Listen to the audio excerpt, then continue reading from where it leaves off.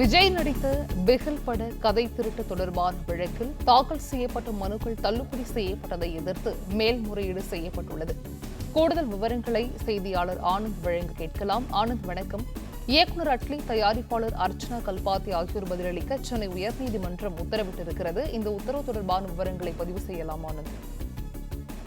வணக்கம்.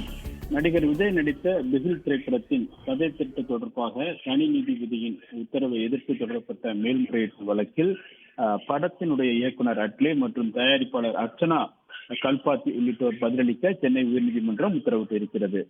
நடிகர் விஜய் நடித்த பிகில் திரைப்படம் தனது கதை என அஜ்மத் மீரான் என்பவர் கடந்த 2019ஆம் ஆண்டு சென்னை உயர்நீதிமன்றத்தில் ஒரு வழக்கு தொடர்ந்தார். இந்த மனு நிலுவையில் இருந்த நிலையில் கூடுதல் ஆதாரங்கள் தாக்கல் செய்ய அனுமதி கோரி அஜ்மத் மீரான் 2023ஆம் ஆண்டு 3 மனுக்களை தாக்கல் செய்தார்.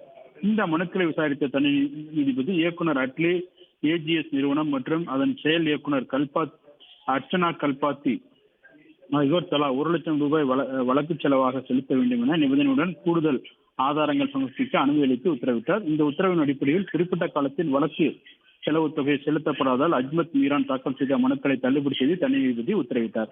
இந்த உத்தரவை எதிர்த்து அஜ்மத் மீரான் சார்பில் சென்னை உயர்நீதிமன்றத்தில் மேல்முறையீட்டு மனு தாக்கல் செய்யப்பட்டிருக்கிறது.